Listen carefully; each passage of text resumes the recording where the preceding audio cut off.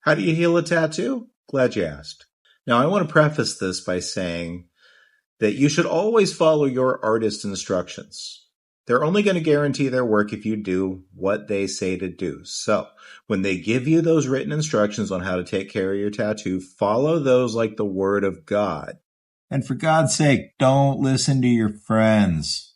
Now, that being said, what I'm going to do is I'm going to explain to you how I explain to my clients how to take care of tattoos. This works for me. It's worked for about 28 and a half years. Now, I think it's important to remember two things. There's only two real rules when you're healing a tattoo. Is number one, don't get it infected. Don't touch it with dirty hands. Don't let it touch dirty shit. Keep it protected. Keep it clean. Two, don't remove any of the scabs that form before they're ready. When the skin's healed, it'll let go of the scab on its own, like magic. But 1 second sooner, and you're fucking up. So don't pick it, don't scratch it, don't soak it.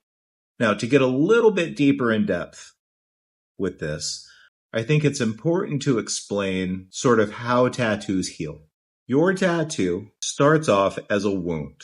When they start off, they're swollen, inflamed, and seepy. I think it's very, very important to not allow the tattoo to scab while it's in this stage. Because what's going to happen is you're going to form a little layer of scab when the fluid comes in contact with the oxygen. It's going to coagulate.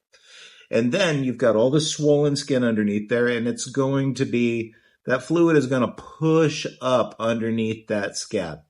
Scab's going to get thicker and thicker and thicker as that swelling comes down and down and down. Right? And at some point, if that scab gets so thick that the oxygen can't permeate it, you're going to end up with a thick, deep, gooey, gross scab. And those don't heal fucking great. It also creates a nice, warm, moist environment for bacteria to grow in. So if you do expose it to any bacteria that doesn't live on you, then it can replicate and you can end up with a nasty infection. Now, the bacteria that lives on your body is generally in a nice balance. Everything on you eats something else that lives on you. So your body's natural balance of flora is pretty self-regulating. You don't actually need to overmanage it. What you want to avoid, though, is new bacteria. So, see these things? See these? They're fingers, right? Your fingers lead you out into the world. You touch doorknobs, you shake hands, you handle the pen when you sign your release form. So 99% of the time when somebody gets an infection, it's because they introduced bacteria without the necessary countermeasures into their tattoo. And it's by touching it. I've never had anybody walk into a tattoo shop with an infection and when they weren't like, hey man, where's my tattoo all fucked up?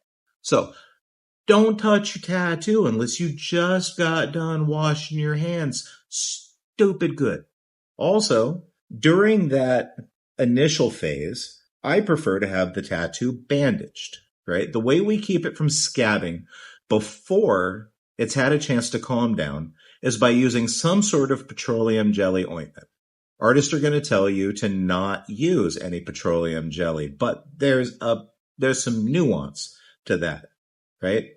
You do not want to use it past the bandaging phase. What it does during the bandaging phase is it keeps the oxygen away from it so it doesn't scab. It gives it a chance for that fluid to work its way out as the skin calms down without forming the scab, right? The bandage also does something else that's kind of interesting. The scab serves a purpose. Not only is it a bandage that helps keep shit out of the wound while it's healing, it's also the scaffolding for the new skin cells that are going to form along its backside, right? When you're bandaging the tattoo early on, remembering to change it out a couple of times a day and wash it, right? It kind of fools your skin into thinking that there's already a scab on there. So your body starts repairing that top layer of skin that's been beat up through the tattoo process. Now, if you time this shit just right, you're going to get the most amazing heals. So you only bandage the tattoo for as long as it takes to calm down. You wash it a couple of times a day. Every time you wash it, you assess the condition of the skin. And when it's not pissed off anymore, that's when it's time to stop the ointment and stop the bandage. You do not use ointment without the bandage. You do not use it after the bandaging phase. Because if you rub ointment into a scab while it's healing, it's going to make it mushy and gooey and gross. It's going to keep the tattoo from scabbing. And the scab serves a purpose. Now, if you're doing it just right, you're going to get the thinnest possible scab. It's going to flake and peel like a sunburn. It's not even going to seem like it scabs. It might even come off in the shower and you might not notice. Now, you can go to 100 different tattooers. They're going to tell you 100 different ways to take care of your tattoo, but there's two things that are common. Keep it clean so it doesn't get infected. And don't do anything that prematurely removes the scabs. All of the extra shit, all of like the brand specific shit, those things can differ from artist to artist, but you notice that everybody's tattoos generally heal fine. What that means is that your tattoos will heal despite what you use, not because. There is no magic goo. Save your money. I'm not going to get brand specific. I don't tell people to use any particular thing. I happen to like Aquaphor for the bandaging phase, but I don't give a shit if you use Aquaphor or A&D or a Neosporin. Neosporin's more complicated, but whatever. That's what the health department tells us to tell people to use. I don't care. The ointment is only for the first couple of days, and it serves the aforementioned purpose. Now, when the tattoo is going through the dry phase, I keep it fucking dry. I don't put shit on it. Nothing. A scab does its job best when it is dry and intact. You do not need to moisturize your tattoo, in my opinion.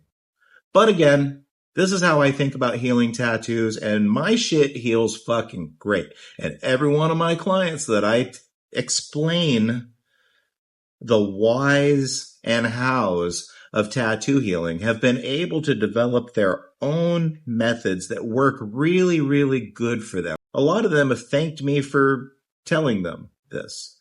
So I don't want to argue about it, right? You all got your way of doing things, but this is how I do it. You're welcome.